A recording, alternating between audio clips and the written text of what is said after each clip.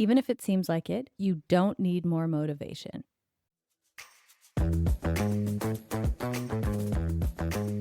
You're listening to Overwhelmed Working Woman, the podcast that helps you be more calm and more productive by doing less. I'm your host, Michelle Gauthier, a former overwhelmed working woman and current life coach. On this show, we unpack the stress and pressure that today's working woman experiences. And in each episode, you'll get a strategy to bring more calm, ease, and relaxation to your life.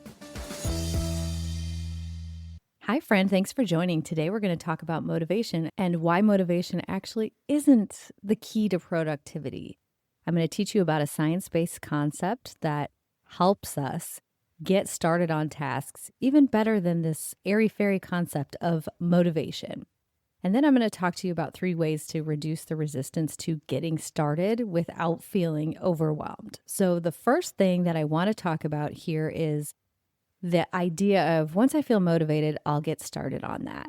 But motivation isn't the thing to rely on for productivity. And it's because motivation is flaky. Sometimes we feel motivated and sometimes we don't. And if you just let what you get done be dependent on that, like, oh, I wasn't in the mood or I just didn't feel motivated, so I didn't do it, it's going to be very hit or miss whether you accomplish the stuff that you want to accomplish.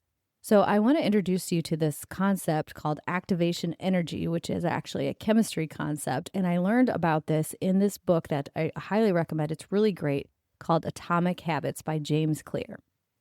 The concept of activation energy is how much energy you need to get started on a task. And the example that he uses is the idea of if you have a match in your hand and you want to start a fire, so get a flame on that match, the activation energy is the act of striking the match against the side of the matchbook. What's that called? Flint or something that you strike the match against, and then it starts the fire.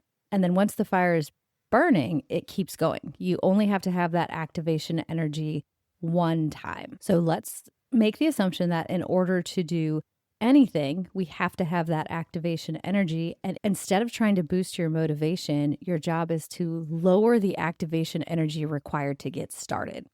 So let's think about a couple tasks that you might do that would require high activation energy. Anything you've never done before. So let's say that you want to learn how to do 20 push-ups, and today you know how to do 0 push-ups. It's going to take a lot of activation energy if your idea is, okay, I've got to get to 20, so I'm just going to practice doing 20 every single day. Versus if you think of your job as lowering activation energy, you could lower your activation energy by having the first step of, you know what I'm going to do? I'm going to watch a video about how to learn to do a push-up. And then the next day, I'm going to try to do 1, and I'm going to do 1 push-up a day for 30 days. That is so much lower activation energy, which means, let's picture yourself doing 1 push-up. And if you're doing 1 push-up and it's the 28th day, you can probably do more than 1 and you're probably going to do it. So the concept is if you lower the activation energy, once you get started on something, you're much more likely to keep going on that. The same can be true for a project at work, or let's just say, like, I have a dream to write a book. The activation energy required for me to get started on that feels overwhelming. Where do I even start? What do I even do? Maybe to lower the activation energy, what I want to do is set up a coffee with my friend who's already written a book and just talk to her about it.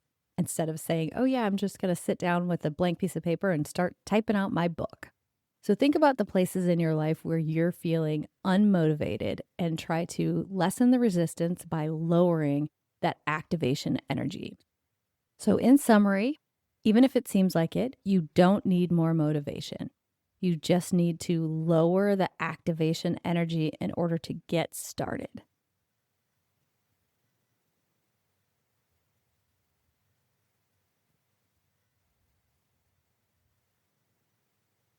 And that's how you get things done without feeling overwhelmed.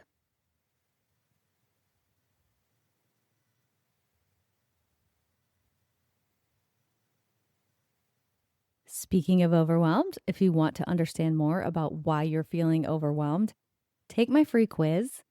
The link is in the show notes, and you will get personalized insights to explain exactly why you're feeling overwhelmed and what to do about it. Have a great week.